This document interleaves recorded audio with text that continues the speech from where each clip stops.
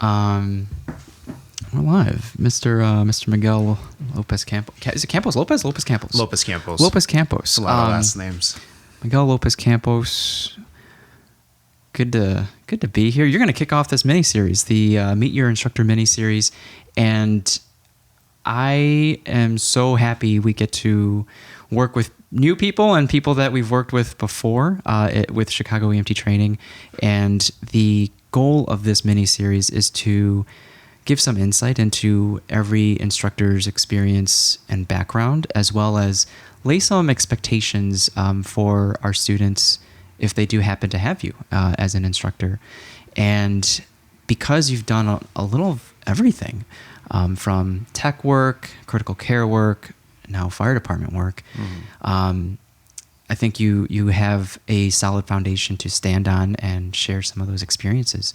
So if you want to even take it back to even like Loyola days, right? Loyola days, yeah. Before we met, what did you think that, what was the goal at the time for your future? What was the plan?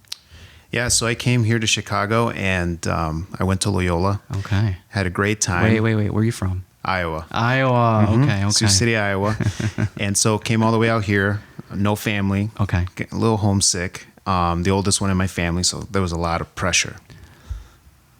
Were you attracted by Loyola? What pulled you here? Kind of just trying to, I actually didn't visit Loyola. I visited Minneapolis and Bloomington. Oh, wow. And I had a friend that came here a year ahead of me, and she's like, you'll love it. So I was like, I took her word for it, and I came here, and yeah, I did. Okay. One of the best decisions I ever, This is took. after you got accepted into Loyola, though. Yep. Oh, my God. Yep. I got accepted, and I was like, I came from a Catholic school, high school, and I was like, well, like it's a Jesuit school. I was like, this, it's the only one I didn't visit. I visited University of Iowa, St. Thomas, Bloomington, and this is the only one that I was like, I'll take the risk. Out of all the Illinois college tours, Loyola was probably one of my favorites. I didn't tour Northwestern, but you get the lakefront vibe at Loyola. So. Exactly. So I showed up, like day one was pretty much my first time checking out the campus, and I was like, this is beautiful. My parents were like, it's Chicago, it's loud, it's dirty, and there's a lot of people, and I'm like, I love it. Like right away, I was like, this is it. This is the move. So,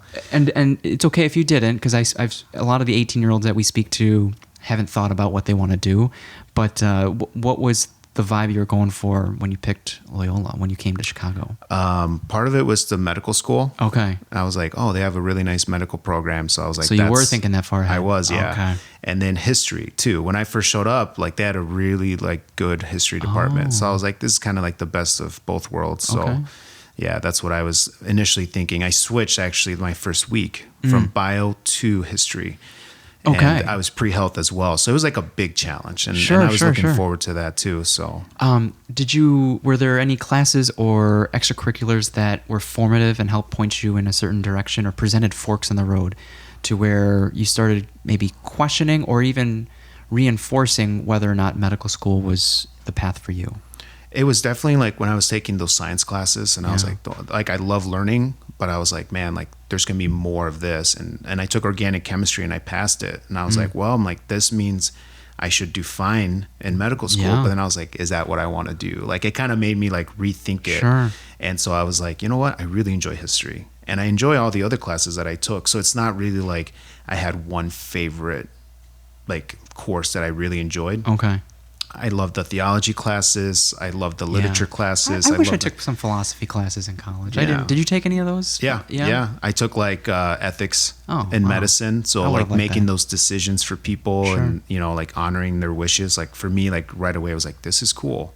And then just like what kind of medical career did I want to have? Like I didn't really know what I wanted to do. You're still on that pre-health track. Yep. Okay. So I was like still thinking about it. Like, do I want to be a doctor? Do I want to be a nurse? And I was like, you know what? I took the EMT course, and I was like, I think this is it. What year was that when you took the course? Senior year. Okay.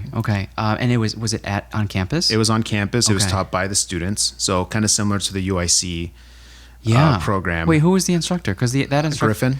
Oh no. Okay. It was another guy that was a physician that started that program that came from UIC actually. Oh really? Yeah, Marty will know his name. The name escapes me. But did you like the program? I did love the program, Okay. yeah, because we got to do stuff outside the class. Okay. There was a lot of PowerPoints at those times, Yeah. like it was from the textbook, but I loved the scenarios that we did. We did like mock calls on campus, and you had the Loyola EMS group there, so it was really cool. It was already formed by then. It was already formed, yep. Okay. Yep. So freshman year, I was trying to look at what I was going to get involved in, and I saw a flyer for LUCMS. Okay. And so I showed up, and man, they sold me on the job, they sold me on the class, but it was a very hot class. Like it was really hard to get into. Like how many people? I don't remember, But okay, so there would be a wait list. a wait list, exactly. see. So the older you got, the more preference you got. So as a senior, I had final preference. That's so from a back end perspective. That's so interesting because if you start them young, you'll have more retention, whereas there's a higher turnover if they're older. Yeah. Well, and a lot of it is just, I think it was a stepping stone. Like a lot of them were trying to go to medical school ultimately. So the EMT program was just a fun class to take. Yeah. So was there any confusion between the EMT program hosted at the hospital at Loyola versus the one on on the campus? it was really weird back then because it's almost like they were two separate worlds. Okay, so it was distinct, and It was very was distinct, okay yeah. because I know the cost was like tuition based, like college tuition based versus vocational or Yeah. trade school based. I'm not sure, but I think the Loyola Hospital one was like you didn't have to be a student. No, yeah, because you would you have to be a Loyola student to take it on Loyola's Exactly. Rogers Park campus. Yep. So then, what were some experiences? Is that when you started ATI? Like, what were some experiences when you got your license then? So I took that in the fall, my senior year. So that was 2013. Okay. Then I finished up the spring, Okay. graduated, and I was like, well, what do I do now? And did you get employed by LUCMS? No, I did not end up working for them. Oh. I think I was on their roster, but Yeah. I never actually worked a shift. I think I was trying to finish up my final year, Sure, so sure. as soon as I graduated, I asked Griffin, I was like, where should I go work? And he's like, well, you don't have a car, so Lifeline or ATI. And I was like, perfect. Why those ATI. two? Because they were off the red line. Oh. As a Loyola student, the okay. red line was pretty much like Yeah. how we got everywhere. So Sure. I remember my interview for ATI, and I remember everything about it to this day. Yeah. Who interviewed you? Gervais. Gervais. I forgot his name. It wasn't. What was his name? Not Mike Witherspoon. No, not Mike Witherspoon. It was like the guy before Mike. It was like he had a very short role there after I started. Not the garage manager though. I honestly don't remember. It started with the G, but Okay. he wasn't Mike Witherspoon. I did Interesting. meet Mike Witherspoon. He was there, but I think that guy left and Mike took his spot. Interesting. Okay. Yeah. How was your time at ATI? Those were some of the fondest memories for me. Mm-hmm. Was it just as fun for you? It was very fun. Yeah. I mean, I remember you there. I just remember your last name on the schedule. Yeah. So was that still 2014. that was 2014? Mm-hmm. So then we might cross paths because I was overnight Yeah. during medic school. I was at Loyola for medic school Gotcha. during that time, or if I was during the day, maybe county car. So I'd be just I remember stuck that. in county car for all day With Mandarino. Occasionally Mandarino, Yep. yeah, pounding those Diet Cokes. Yep. We never worked together, but I definitely, Yeah. I think I passed you, because you were off in the morning, so you were tired. Yeah, Didn't feel like talking to anyone, Yeah. I'm sure, but Yeah, and that type of culture is something that I've been trying to emulate here at Yeah. least. And I know culture is fleeting; it changes over time at the same company, and even culture is different amongst different shifts: morning shift, mid shift, third shift. What were some formative experiences at ATI that pushed you in perhaps the path of paramedic school? definitely my preceptors. Or when I was starting on days, I rode with some of the paramedics. One of them was Rachel. I don't know if you remember Lambert? Rachel. Yep. Yeah. Rachel yeah. Lambert, and then the other guy, I forgot his name, Farrell. I think not Yeah, Brian. Colin. Yeah. Brian Farrell. Oh, Brian. or- Brian might be right. I'm thinking of Colin Farrell. Yeah, I was like, Brian. he's famous. Yeah, Brian. Yeah. but one of the Farrells, because there was two of them. Okay. And so I remember, I did a shift with them. We went over to what used to be West Bar, or the nursing home on South Loop that was like St. Francis or St. Okay. There was a nursing home on State Street, just north of Mercy. Well, now it's like Warren Bar. Warren Bar, yeah. Right? It used to be something else. St. Francis. It used to be something else. It was awful. It was very awful, back then. I haven't been inside since. So, but I know Warren Bar back in the day was probably one of two places. If I had to put family in a nursing home, maybe like Warren Bar was one of them. Yeah. So I remember going there, and I remember going Lights and Sirens. I was like, this is so cool. And so I think Rachel, like, I would, whenever I saw her, like, hey, Rachel, and like, kind of just like that, like, she was just really nice to me. I'm like, oh, these paramedics are so nice. Yeah. You know, like, they get to do all this cool stuff, and they get to go Lights and Sirens. So right away, I was like, this is interesting. And I remember one of their calls was a ventilator call, and I was like, this is cool. I mean, you can do this. Like, this is where, you know, you can really make a difference. So I was like, I want to do that. Was Brian? Did you have to be CCT to do vent, or just vent certified? Back in those days, you just had to do the vent just class. The vent. Okay. Yeah, that's very cool. And that reminds me of like working with maybe medics. Like the initial impression, the first impression was the cold shoulder, or maybe they've worked with so many subpar EMTs that they just didn't want to deal with more EMTs. And the more you work with them, and if you prove yourself to them, and they're actually very cool. Mm-hmm.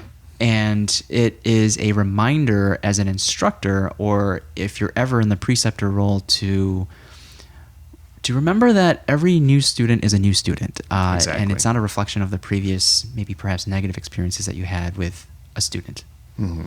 And I think that's one of the things about becoming a paramedic, is you forget that you were an EMT before, and a new person, and, you know, curious and asking silly questions, but still like very good questions, you know, like, so I think as soon as someone becomes a paramedic, they forget that they were in that spot previously. And so, like you said, that cold shoulder, like, oh, now there's a class below. Yeah. Some people, I'm guilty of it. It happened for me. It happened after cardiac, or IVs. It's like that next level understanding, and you feel like you've evolved, and you're like, you've shed this old shell of an EMT, but at the core of it, you're still that EMT, and you're still working with other EMTs. And if anything, you have this wisdom that you can impart on them rather than be condescending about it. Exactly. And I remember, like, so my friends started at Malcolm before I started at Loyola, and you could see that attitude change. Like, they would talk to you less, or they would talk to each other about cardiac or like drugs and stuff. And you're like, hey, like, we're still friends. Like, you can tell me, you know, but they're like, oh no, like, you don't understand, you know? So it was always like a funny thing to see. And then when I went to paramedic school, I'm like, oh, like, you know, it is complicated stuff that you know, like, can't talk to normal people sometimes, because they're going to be like, what, you can do that? You know? Right. It's really cool. Yeah. What were some things that you remember or put into practice that helped you succeed at paramedic school? Just being prepared, keeping a nice clean rig, and having all the stuff that you need, making sure your equipment worked. I think that was something that early on was really hammered away to me, is make sure your stuff is ready to be used. Yes. And so in paramedic school and becoming a paramedic, that became like a good, I guess, attitude to have. Is just how you do anything is how you do everything. Exactly. You don't want to find out that it's not working when you have to use it. You want to know that ahead of time. So I had a lot of people that I worked with who were a little bit older, more seasoned, and they taught me that. They taught me to check everything. Don't just pencil whip it, you know, just go through it and actually make sure. We have this background of academia, but of going to university. However, a lot of fear or maybe anxiety for going to paramedic school is the academic side for those that didn't go to university. What did you do, or what did you notice other people who succeeded do in order to be successful in paramedic school? You know, the people that weren't as, let's say the people that say, I suck at taking tests. Stuff like that. It's just like, what did you notice about what it took to succeed in paramedic school? People formed study groups. They reached out to a lot of the instructors. I think that in EMS, you'll find instructors who are very passionate about it, and they're willing to share. If you're willing to put in the work and you're willing to ask, you know, and be respectful, they're going to help you. They'll take days off or come in late, you know, show up early and help you. And that's happened pretty much through every step, is someone is willing to just be there for you if you're willing to put in the work. You know, if you're just asking for answers or shortcuts, then very quickly they can pick up on that. Yeah. But people form study groups. Instructors would stay, come in on a Saturday, Wow. or just texting. Like I had a lot of when I was doing my ride time at Loyola, they were like, if you have a question on your test, just text me, and we'll try to answer it for you. You know, like we'll try to guide you through it. And so just you have to like remember that they want you to succeed. They want you to join. Yeah. You know, so just reach out. Yeah, I don't know what it is for the students that we notice who are struggling and we want to help, but they don't reach out. I don't know. I don't know. Like, I don't know how else. I feel like we do a pretty good job at coming off non-condescendingly. And I had this talk with the students on Sunday about if you feel like I'm coming off like a bad cop, I will definitely ensure that none of the instructors ever have to be in a position to be a bad cop, and all the other mentors and instructors will definitely be good cops for you. Yeah. I mean, someone has to be, you know, there has to be some seriousness to it, but at the same time, I feel like we all interact with each other too. Like we have fun with each other. Like, right. And I think that makes a big difference as opposed to like, well, they always show up and they don't talk to each other, or they're always angry to be here. You know, it's like I show up and I'm like, hey, like, you know, it's my day off. Like I could be doing something else, but this is enjoyable for me. Absolutely. So let's make the most out of it. Ask questions. And I love when they ask questions, and I usually joke like no hard questions, but I love the hard questions because I'm like, you're right. I didn't think about that. Right. Or, you know, that happened last night. So, you know, good point. Like I'll tell you about it, as opposed to like war stories. Like no one wants, I mean, some people do, but if it's pertinent, you know. Like, yeah. You know. But I hate, you know, I just like people who just, that's all they talk about is war stories. It's like, like I didn't ask. Sure. So, what were you working while in medic school as well? Yes. How did you manage that? It was hard, full time. So I worked at ATI, which is in Bridgeport. Yeah. I lived on the north side, right next to Masonic. Oh, okay. And I went to Loyola out in Maywood. Yeah. So, and no car. Wait a minute. No car. I did that a couple times to submit my application to Loyola. Blue line to Forest Park and then walk a mile to Loyola. Yep. I did that and still worked full time. ATI, the only thing, or the thing that made a big difference for me was that ATI paid for my school up front. Okay. Because I definitely didn't make enough to pay that price tag up front. So ATI made me a loan and I would pay them back every paycheck. Sure. You know, and so that was very helpful. Yeah. Without that, who knows? It probably would have taken me a couple of years to save up for that. So I did that. I worked because I still had to pay my bills, and just, you know, just being good at time, just making sure, and you know, people understood you're late, the bus, the train, or whatever, but trying to make it not like a constant thing, like always being there on time. And I'll be honest, that blue line out there gets a little dicey at 5, 6 in the morning, because I was always about showing up early, you know. So. Actually, the first time that we would say that to our class, but the first time I heard that saying of like, if you're on time, you're late, was from Dr. Sishan on like one of the day one classes. I remember hearing that. Okay. Yeah. Did you have any formative experiences that during maybe clinicals or ride along that left an impression on you that like paramedicine is something I really think I'll enjoy? Yeah. So I think that my time doing clinicals at Loyola was a lot of fun. Yeah. And a lot of the nurses were very eager to show me stuff. And a specific unit? Like ER, cardiac ICU. I loved how we did all the ICUs. Exactly. Yeah. So like you did the burns. I spent time in the burn ICU, and like, you know, they taught you so much, and they were also interested in learning about you. Like, like what, like paramedics, like you guys come here. Like some of them knew, some of them didn't. But for the most part, like they would ask you, like, so what are they teaching you? And so you would tell them, like, we'll have to look into that. You know, I might have liked paramedic school. Exactly. So it was just fun, and definitely, I think I got the most resistance when I was doing my tubes, my intubations. Okay. I think you got some of that, like, these paramedics get to intubate, but like nurses don't. Exactly. Okay. You know what I'm saying? So I did feel a little like. Did you ever get it in the ER though? Did you get a tube in the ER? I think I did at McNeil. You're fighting for other. Yeah, right. You're fighting with like med students, residents for those experiences. Not at Loyola, no. And usually the attendings are like, "Here's my resident." Just like, no, they've got someone, and that's how it was in the. OR, because the OR, same thing. Like either they were going, like I remember at the time they were trying the Supergladic Airways, the inflatable ones, the softer ones. Yeah. And so LMAs. LMAs. Okay. LMAs, yeah. Gotcha. And so they were like, just want to let you know we're doing LMAs. And I'm like, that's not it's better than nothing, right? Exactly. You get to see like what they do, the preparation for it. Right. But you're like, oh man, like I just want to get a tube, you know? Like, right. So after paramedic school, did you have to fulfill any obligations with ATI to complete the loan, or like did you continue to enjoy your time at ATI and you wanted to stay? Like what was that like for you once you finished medic school? I stayed there for about a year, maybe a year and a half. Yeah. I did have to stay till I paid them back, but I didn't have to stay for a certain amount of time. And I think I kind of kept that open because I kind of was anticipating going to work like 911 eventually. I had a good time at ATI. I worked with a lot of great people.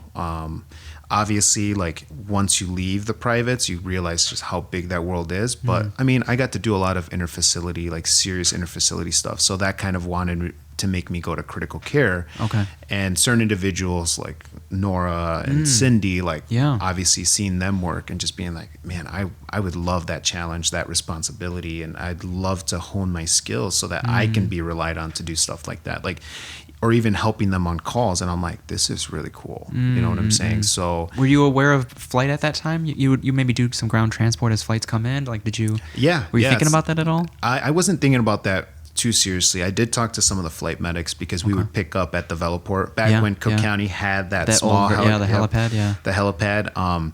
So talking to them, and I was like, this is so cool. Like they were the shortest transports for us, and we didn't really do much because you know they were running everything. We were usually driving, but just talking to them and them giving us tips and just seeing how they worked so well together, I was like, that is so cool. Like I'd love to be a part of that. Yeah. So how long did it take for you to hop on the CCT train, the critical care train? Pretty quickly. So I did the vent training maybe 6 months in. Was there a minimum that they were looking for, or that's when you felt comfortable? I think it was about a year. Yeah. But either they really needed us, or like me and someone else, like they were like, you know, you guys are really good. Like you guys actually pick up the material. You guys really care. So like, let's clear you for the vents. And so at the time, I'm sure you remember there was like a bonus for vents. Yeah. I think it was 25 or $50. Yeah. So I was like, oh, like I love the vents and I get paid more. So let's just do it. Yeah. Wow. Yeah. So I did that pretty quickly, and just waiting for the next critical care class to open up. As a medic, did you ever work one-on-one with an EMT then? I did. What was that experience like? And I'm sure it would be different on a municipality. And I've heard from higher ups from other fire departments saying that like it would just, you feel safer working with another medic rather than a one-on-one on a municipality. But I'm just trying to think of creative ways to one, alleviate burnout from the paramedics, especially at a department with a high call volume, and two, provide another incentive for people to become EMTs or EMTs to pursue an actual career out of it. So imagine coming out of EMT school and you have a prospect of joining a large fire department, and how serious you would take maybe the schooling as well as pivoting from graduate schools to looking at fire departments. You know, if we do see a lull in interest in the fire service or first responder service, if there was a good prospect of getting on a department as a single role EMT, and then you like it so much you go to paramedic school, but in the meantime you gain this valuable experience working side by side with a medic, I see where the fear comes from of like not being able to rely on someone who's not an ALS provider. Yeah. And so it's a slow. It would definitely be a slow change. But what was your experience like working with EMTs? I enjoyed it. Usually the EMTs that I was working with were in medic school at the time, so they were you know, a little smarter than me because the material was always changing. Like they would come in and be like, "This is what we do," and so I'm like, "Oh, that's so cool!" Like I learned it differently. But that's one of the beautiful things about EMS and medicine is that it's always changing. Things that we used to do, we don't do anymore, and there's a reason for that. And so right away, like right off the bat, things were changing super fast. And so like they were teaching me in a way, you know, unteaching me. But you're open-minded to that. Exactly. And so I think a lot of just communication on what are our strengths, what are our weaknesses, what's the plan ahead of time. And so a lot of the EMTs that I worked with were mature EMTs, which was a big thing for me, was that they wanted to be a paramedic ultimately. Yeah. And because I think there was a bonus for being an EMT on an ALS rig. There is, yeah. But a lot of times, like they knew the dosages very well. There's that eagerness to learn, yeah. And even like with like IVs, like they want to learn how to do the IVs. Yeah. They want to know why it's important. What's your process? And so Right. being asked like, what do you do? And especially as a new guy, like a new paramedic, I was like, oh, like I'm still like trying to get my own style down. Sure. But like nowadays, like EMT students that I have do ride-alongs with me, I'm like, listen, like even though you're an EMT, this is what's expected of you, and like so like this is what I want to see, and so just letting them know up front, like, are you up to that challenge or not? So I usually ask. It's a big communication ahead of time, but we try to show them as much as we can, so not just push them out to the corner and you're not a part of this, like come and join us in here, right. So what was your experience like through the critical care paramedic program? So I did that twice. The first time was through Baltimore County, University of UMBC, PowerPoint. Learned a lot, but also heard a lot of like, well, you'll never see this. And then ended up seeing it later on. Huh. The second time was through the University of Florida, and that was amazing. It was a really good program. It was online, but then you had to go to Florida to do clinicals. Okay. The UMBC one did not have clinicals. I don't know if they've changed it since then. Sure. But it was all PowerPoint and a big test at the end. So that, for me, as someone that likes to be hands-on and I'm eager and I want to see stuff, flying out to Florida, going to their hospital in Gainesville. Was the online module live or recorded? Live. It was live? Live, recorded, and you actually enrolled as a University of Florida student. Interesting. So you got like access to their library and their catalog. I see. It was super cool. How long was it? The Florida It was one? about 4 months. That's longer than the UMBC one? Yeah. The UMBC one was 3 weeks. What? No weekends. I think it was like from 7 to 6. your employer would pay for you to go, so your all expenses, like you're covered. Yep. You don't have to be on the rig. I learned a lot. I think I walked out of the first one a little bit more like, holy moly, like we get to do so much, and like I feel like I learned a lot, but I also learned how much I don't know. Yeah. So and that's a strength. That's definitely it is a strength. To understand how much more there is to know. Similar to paramedic school, it can feel like you're drinking from a fire hydrant. Mm-hmm. What would be an ideal duration for critical care? I don't know. I did like the 4 months. Okay. I liked the 4 months. I think we met twice a week, twice or 3 times a week. So you can manage a job on the side? Yeah, you can manage a job on the side. If you couldn't make it, the videos were recorded, so you can watch them at your own pace. Yeah, it was very flexible. The tests were online through like a special proctoring program, so those were monitored. Like you couldn't cheat or use your notes. What were the qualifications to get in? I think a paramedic for a year or 2 years. Oh, yep. I think John's talking about it. Yeah.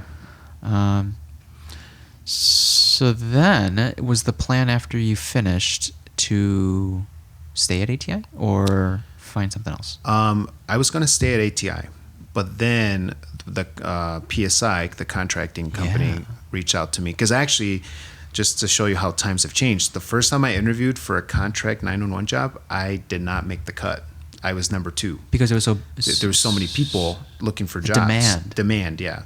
And so then I was like, well, I went to go interview, wasn't number 1. Wow. And then that next spring, they were like, hey, that spot opened up. Do you want it? And I was like, yeah. So I had just finished critical care.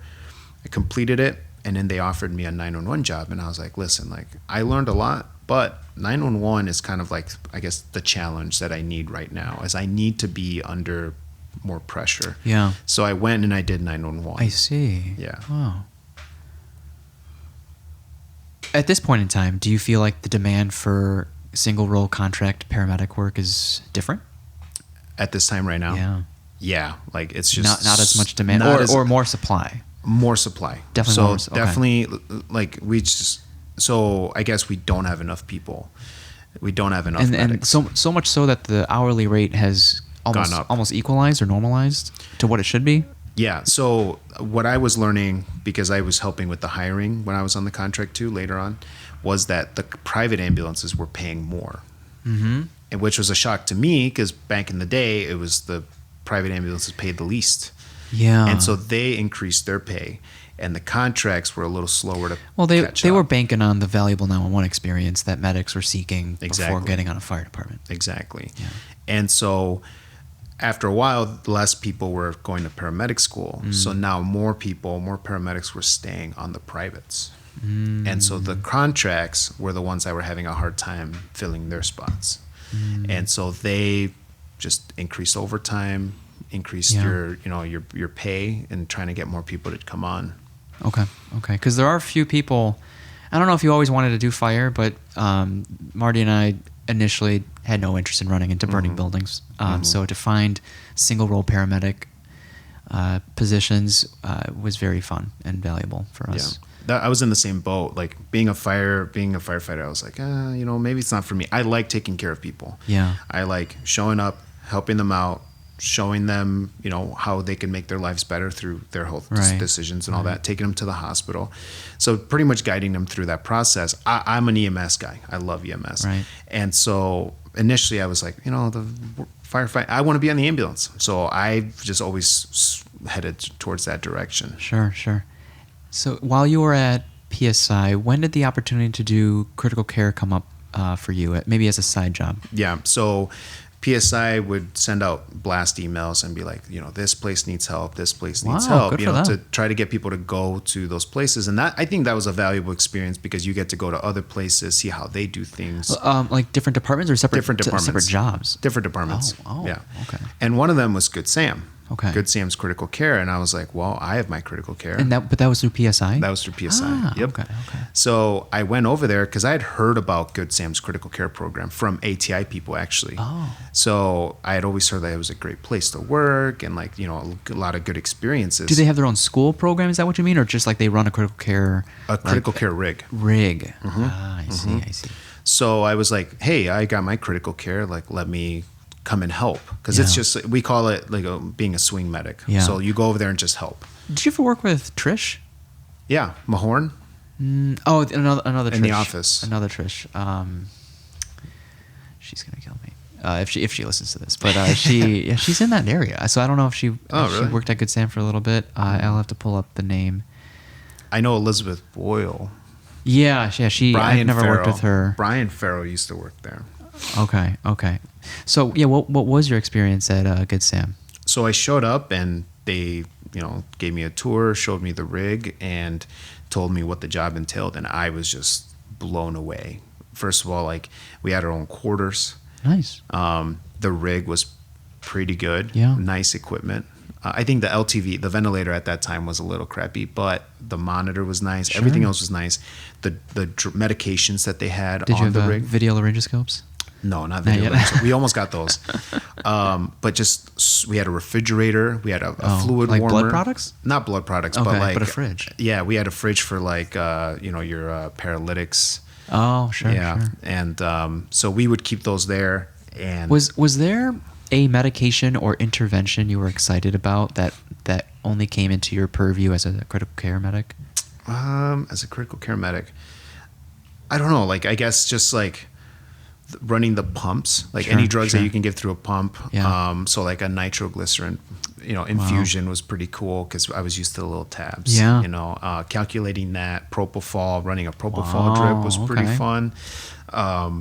We never really we could also run blood products. So I did that at ATI because I started my critical care training at ATI, but I just never finished it. Sure. So I got to go to Good Sam, and it's very seamless because we would pick people up from Good Sam, take them to other places, or bring them to Good Sam. Okay. So that continuity of care was important. We weren't going from one hospital to another hospital. We were usually either bringing someone to us or taking someone out of our department. Sure. Yeah. So we were a personal interfacility transport for Good Samaritan. Yeah, that makes sense. Yeah. In a way, and similar to a fire department culture, you get familiar with the people that you work with. Yep. And the facilities that you go to, perhaps, rather than a private per se, where you're kind of going all over the state, sometimes crossing state lines. Yep. That's what I loved about the fire department is you get used to certain people in the ER and you just build this intangible rapport. Yeah. Who were some other professionals that you worked with on the critical care rig? So it was usually just critical care paramedics on the rig itself. Oh, so did you have a CT scanner? No, not a CT scanner. Okay, no. so it wasn't a mobile stroke unit. No. Okay. So it was just it was a rig with 2 paramedics. One of them had to be critical care, but sometimes both were critical care. Did you ever consider ACT? A little bit. The only problem was that I guess like with working for the contract, I could also still work the fire. I keep forgetting their PSI too. Yeah. So did PSI have something in their contract saying you can't work for someone else? I think so. Yeah, Okay. I think so. But I enjoy the flexibility of working at Good same Sam. payroll type thing. Yeah, working at Good Sam and then going the next day to the 911 job. So I was doing both. Well, that's interesting. Did you feel like you should have been paid more for one of the roles? Oh, I feel like we always feel like we could get paid more. Is one role worth more than the other? For the critical care, it wasn't as busy, right? So you were treated like an adult. You look after yourself. Is it a 24? Is it 24? Yeah. Oh, interesting. So we self-dispatch. So someone would call us and they would say, "This is our situation," and we would say yes or no based on what the needs were. You could say no? Yeah. I was like, "This is amazing." So we were treated like adults, and so I enjoyed that part. The thing that I didn't enjoy is just one day was just chaos, and like you had to transport a lot of critical cares on a lot of pumps, and you were like, I should get paid more for this, although otherwise you were like, you loved it. We get to go out, we get to do this. But after 2 a.m. on your 3rd ventilator transport, you're like, I really feel like we should have bonuses. Let's talk about bonuses. So I enjoyed both so much. I learned so much that money really wasn't, I guess, I wanted more money, obviously, but I really I guess I wanted staffing. Ultimately, I went to Good Sam because they were low on people. Okay. So that was kind of the thing is I like places to be properly staffed, so that's kind of my big thing. And it's hard when you're not at that management or at the level to be able to create incentives to attract people there. Exactly. You can tell them, and if you can't, ultimately make a decision, then your hands are tied, and it's frustrating. And we would try to make it fun. Anyone that would come and do ride along with us or came to interview, I'd be like, listen, it's the best job. You're treated like an adult. You get to learn. People value you here. A lot of those departments at Good Samaritan were like, oh my God, STT's here, and it was just like a big change for them. Either IV skills or doing compressions or would you go around the hospital with that stuff too? Okay. So we were stationed at the hospital, and we would get toned out for the code blues. We would get toned out for any sort of respiratory problems. Would you meet up with a team from the ER for? Okay. Yeah. And so it evolved. In the beginning, it was just a couple of team members, and then towards the end, they actually had a whole structure to it. Is it still going on these days? The program? No, not STT itself. Wow. Yeah. It was a big thing was just the staffing thing. Wow. Yeah. So. When did you decide to start exploring Fireside? So as soon as SCT ceased to exist. Okay. So you saw the tail end of it. Yep. I saw the tail end, and for a while I was like, oh man, I can make a big difference by just training and tracking, and I had big ideas. And so for me, I put in so much work, and when that didn't work out, which is it happens all the time. Yeah. So it wasn't really anything one person's fault, so to speak. Luckily, it was not anyone on the team, that did something that got us booted or anything like that. It just didn't work out. Sure. So left there, learned a lot, had a lot of responsibility, made a lot of friends in administration. And I was like, well, I think I reached the ceiling on this one. So I was like, let's do fire. Let's look at fire. That's the only thing I hadn't explored at that point. And previously I was like, I just want to be a medic, only a medic.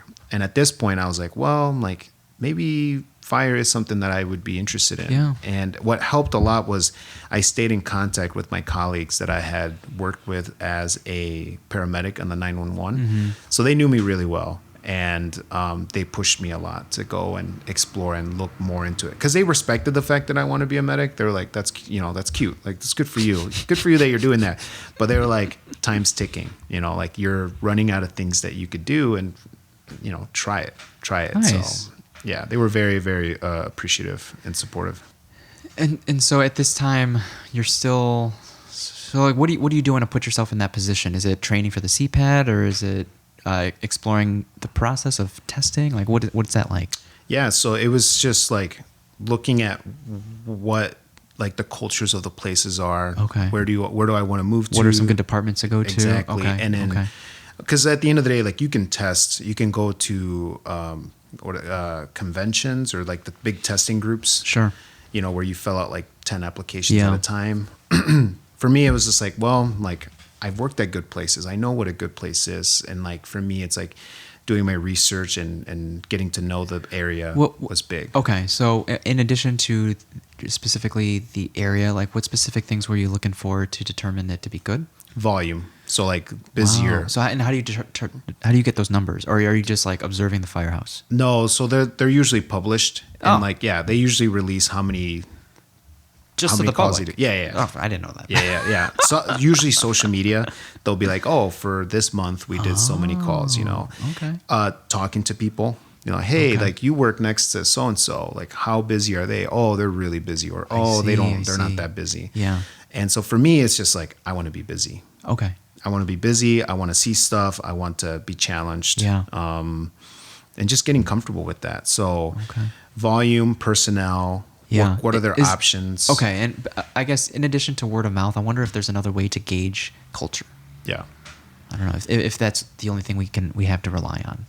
Luckily, I went based on my riding experiences. So I rode at Oak Park. Okay. And I remember back in 2016, I was like, this is such a cool place to work for. Yeah. You know, like just the way they approached EMS, their attitudes in the firehouse, and the way they treated students. And I was like, this is a place that I would love to work for. Okay. And so 2016 to today, like I told them, I was like, I rode here. And they're like, we kind of remember you, but the fact that we don't remember you is a good sign, because that means you were like a good student. So that was my way of gauging culture in a way, was the places that I had worked at or rode at. Sure. Yeah.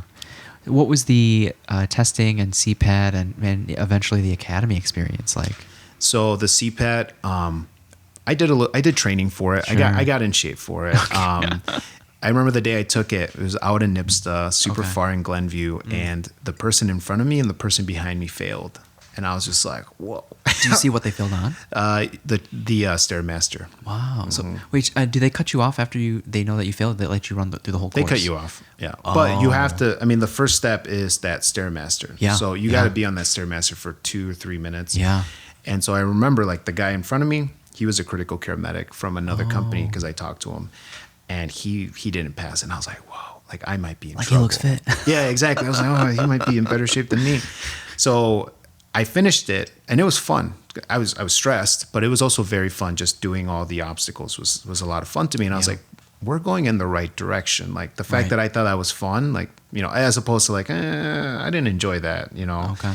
So then I looked into the departments, and I applied. They all have different processes, but they're essentially the same. Okay. You know, you got to test, you got to get a score, you have to make sure your paperwork is up to date. Yeah. What can you do to set yourself up for success when applying and testing?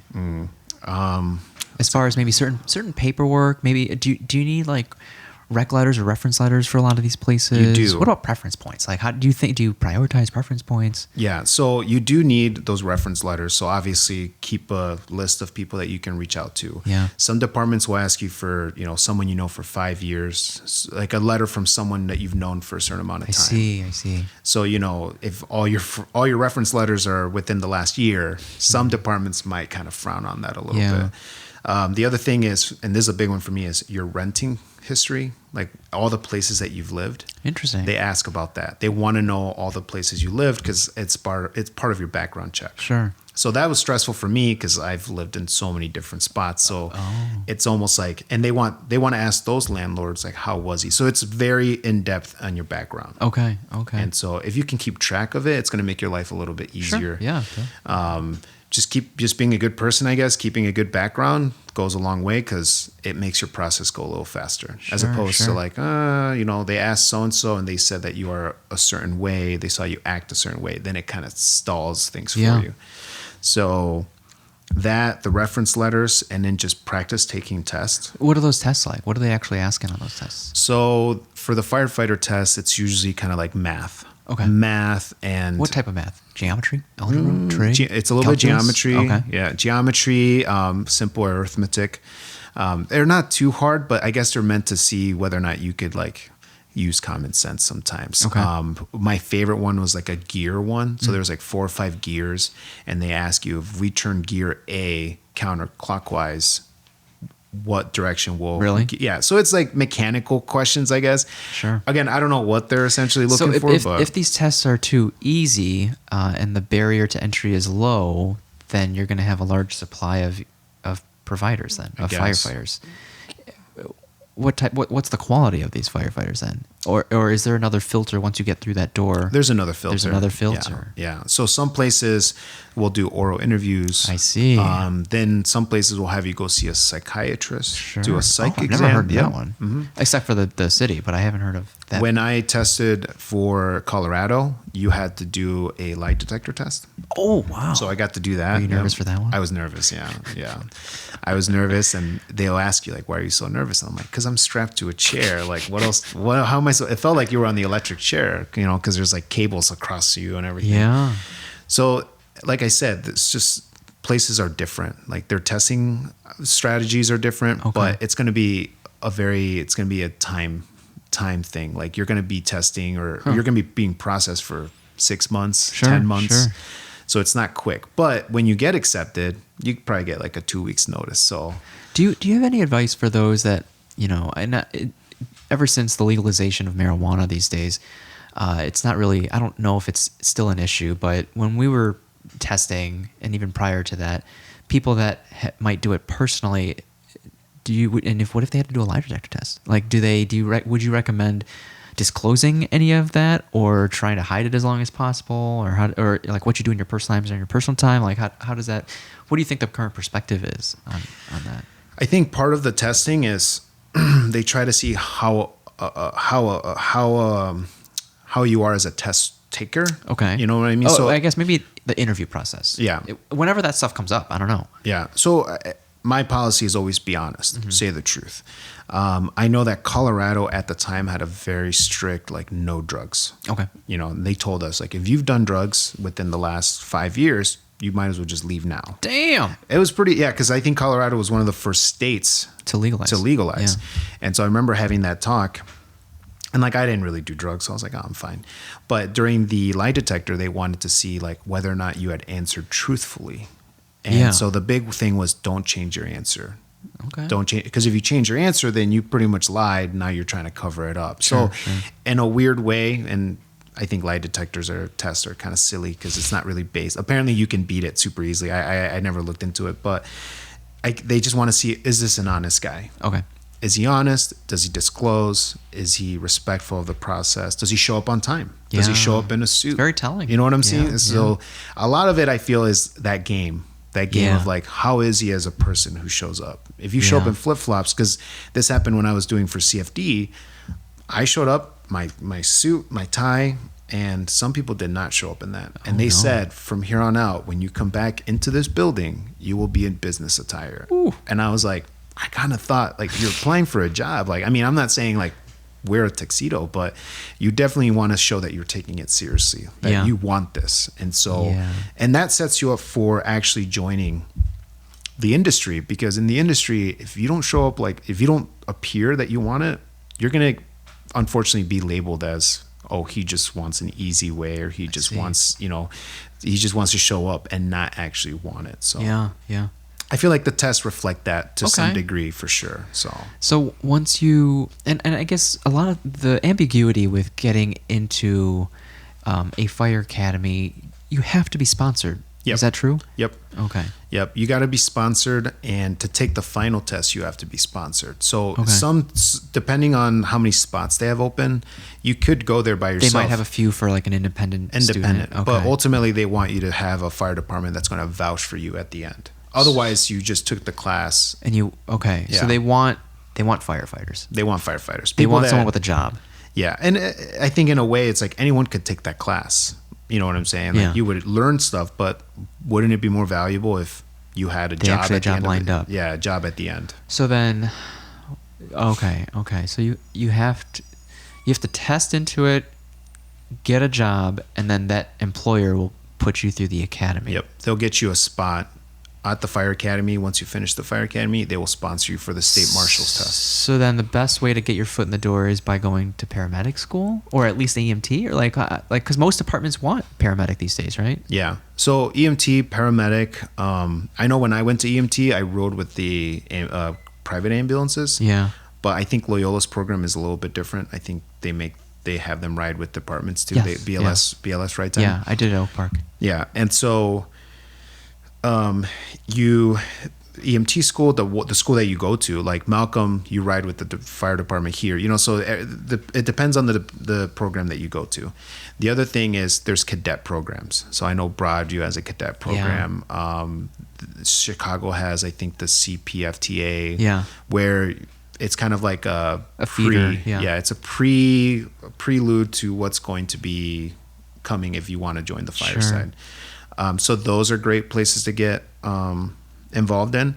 And honestly, kind of just like walking up to a station and just being like, this is something I want to do. And I know it sounds intimidating. I've had people actually do that.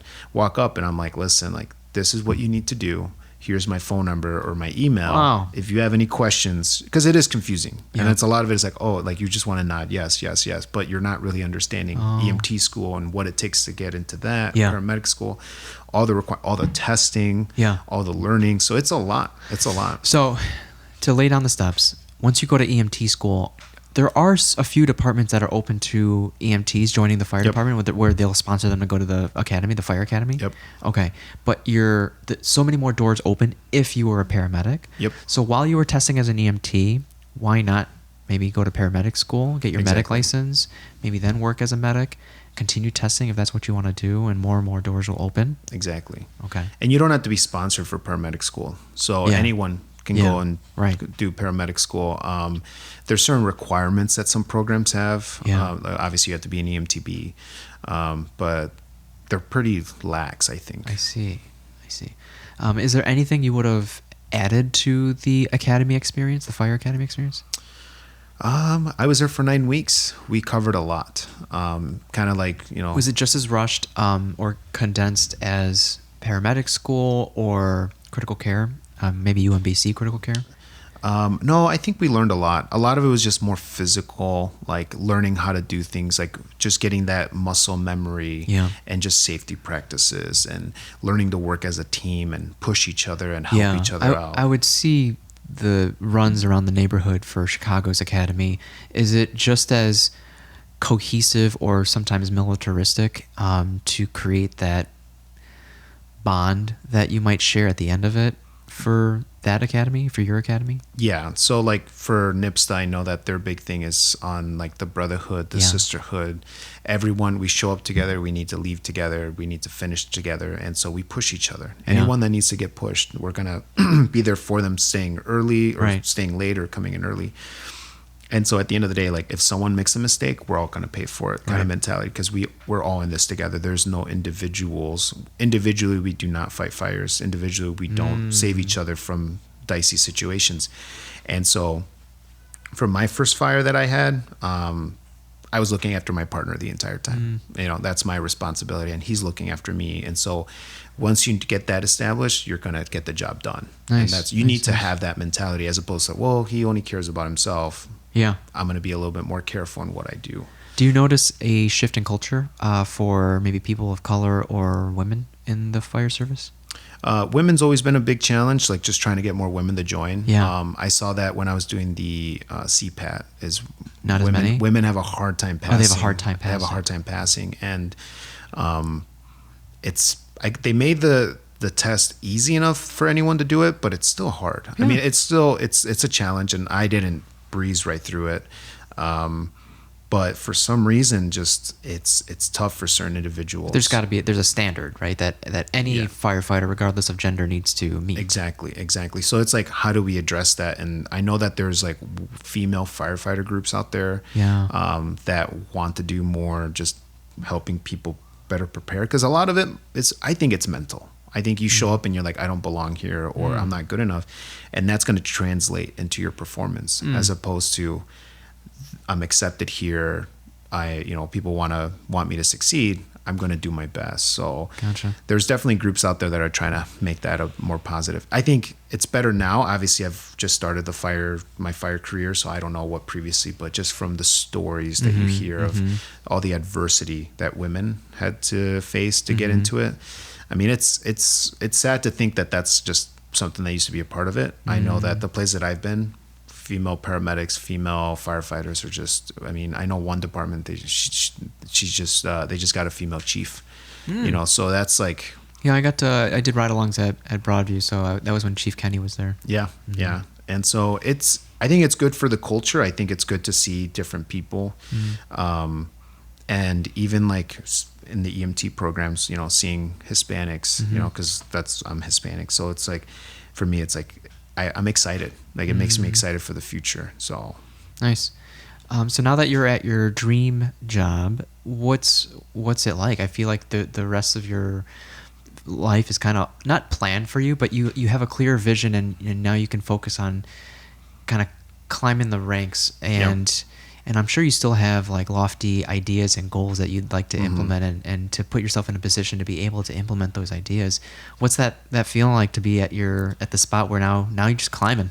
It's definitely like a tingling sensation, just like thinking about it. And the guy who just got hired with me, and it's like, we're going to be together for a while. Oh, nice. It's one of those, like, it's a family thing too, because it's like, if I don't like you, I have to like you. You know what I'm saying? So that's one of the things I picked up early on, was just getting along with your partner, getting along with the people that you work with, because it's not about our differences. It's about what we share.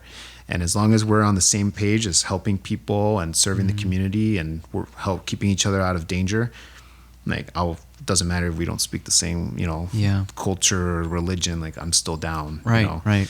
So, so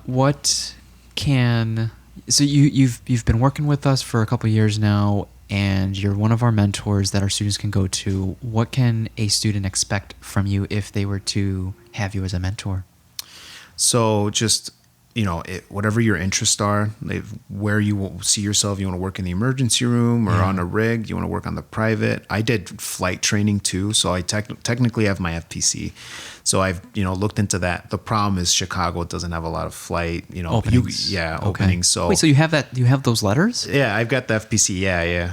Was it a class or an exam? It was an exam. Right. Yep. Okay. And do you have to wait a certain amount of time after your critical care to take it, or? I think you can take it right away. Do you even need your critical care?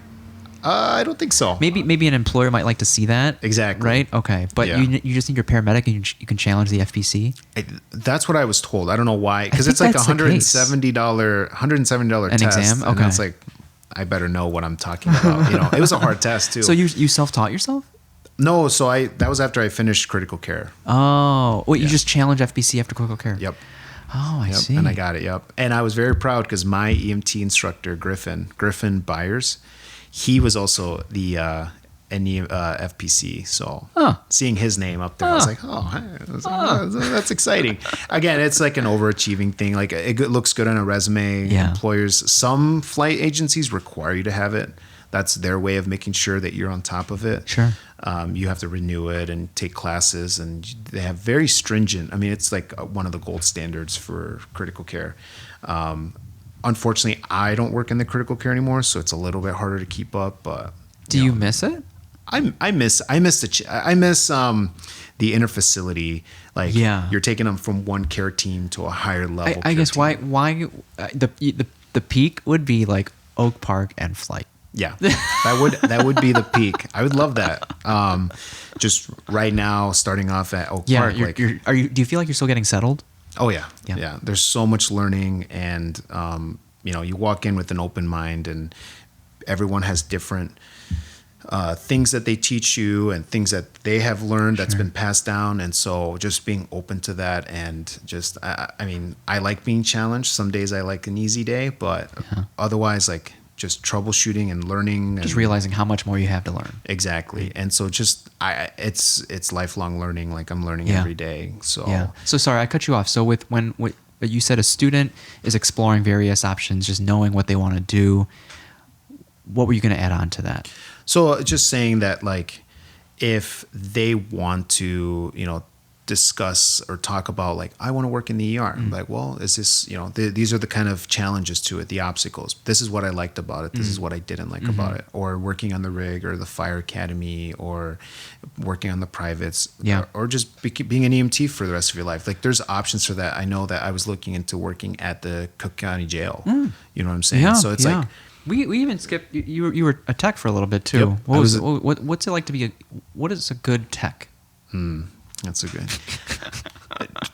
I think the team approach of just people coming into the ER and being sick, and maybe someone's being missed, and like so. For example, when I would help in triage.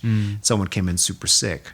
I could right away be like, this person needs a room. So another set of eyes. Exactly. Yeah. So like I always like the whole mentality of advocating for those that can't speak up for themselves. Exactly. And the ER is busy. There's days that just everyone's just this far away from just being like, I'm done.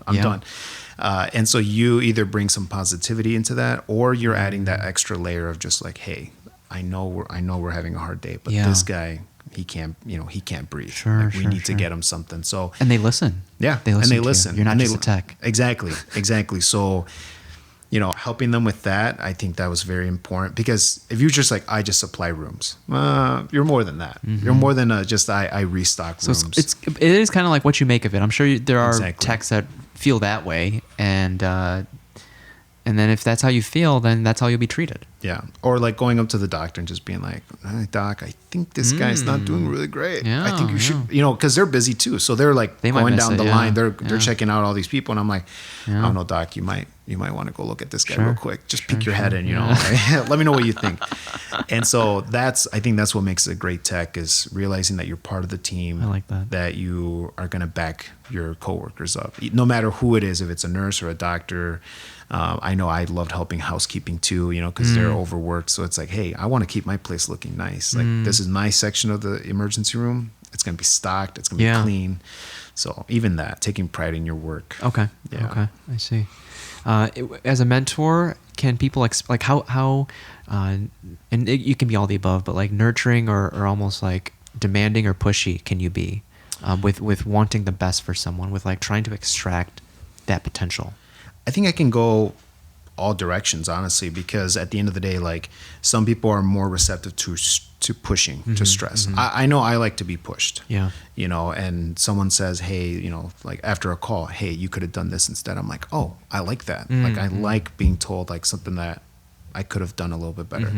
Same thing with like just being supportive. Yeah. Like sometimes you're just having a hard day and all you want is someone to be like, hey man, like you're doing a great job today. And you're like, wow, that makes a big difference. So for the mentees, I think that meeting them wherever they're at and trying to get them to, buy into it. Like I want you to want it as much as, as much as me. I know. How do you force that? I think one thing that we would change for this semester is making it part of their participation grade, because there were several students that just maybe did not even respond to an email or check in, and it's just like, why are you here? And my next move was going to let students opt out, so I'm not wasting mentors' times. But the mentor is going to be paid regardless, and so we don't want a student to have the excuse of, oh, there was this mentor opportunity, I didn't do it, and I don't want that to be the reason why someone fails. Yeah. For me, like I started showing up because I had different students in different groups, and so if one of them didn't answer my email, I know I showed up a couple times, like I don't have to work today, but is so and so in this class, and like, hey, why didn't you email me back? Because at the end of the day, like I'm not just a name on the list. Like I'm someone that cares about the program. I'm here to support you and everyone else. And so like for them to be like, well, this Miguel guy keeps emailing me, I don't know who that is. Well, I show up, I'm like, hey, that's me. Like, what's wrong? That's awesome. So I just call them out because I think people do need that wake up call. Like, I think people are so quick, and I'm guilty too, of just getting complacent and be like, well, like he keeps emailing me, but eventually he'll stop. It's like, no, like eventually he's going to show up. He's going to show up and talk to me. And so I think that's just more, it shows them that it's real, that we're out here, we're willing to help. And I know a lot of the mentors, great people, a lot of experience, and they want you to talk to them. And I get it, because I was in that same spot where people were like, if you need help. Luckily, like I kind of just had my own way of learning and studying, which is fine. I told people in my group, I was like, if you don't want me to bother you, I'm not going to take it personally. I get it. But if your grades are doing bad, I might check in and be like, what's going on? You know? Yeah. So some people got it figured out. Good for them. Some people definitely want that voice to just guide them through it. Yeah, I like that. I like meeting them where they're at. As we're coming up on time, is there anything that we haven't talked about that you would like or would want an EMT student to embody to be successful in the class? I would say just sharing your goals and your ambitions with people. I think it kind of keeps you grounded and accountable. Yeah. I think that people are willing to help. People are willing to share those achievements with other people. And for me, it's just like, if you join the program, tell your family about it. Tell your family, tell your community about it, because you're making a big step. And I think it's a decision that you, depending on if it's for you or not, that you're going to want to let people know, because it's just such an important job. I think it's an important job to share with people. People don't understand what we do a lot of times, you know, and so maybe you can shed some light into it. Maybe you can get them to join the program, and I'm not saying like a recruiting them, but just like, I didn't think about that, because I didn't think about that until I got to college. No one up to that time really was like, look into EMT or go to this program or go into the fire service. It was just me kind of just touching around in the dark. Sure. And I think it was because I didn't share that with people to some degree, and also just the exposure. Like there was no Chicago EMT back in those days. So Gotcha. My exposure was through college. Yeah. So this was great, Miguel. Thanks for coming on. We're happy you're part of the team. I think we're doing great things together, and thank you for sharing. Awesome. Thanks, Victor. Oh, actually, one more thing. Where can people find you if you want to be found? Like email. You can do it. Email. You can do whatever you want. Feel free to email me. I've got a work email, but I'll use my personal email. Sure. Lopez-Campos92@gmail.com. That's Lopez-Campos92@gmail.com. Okay, sounds good. It'll be linked below. Thanks, guys. Till next time.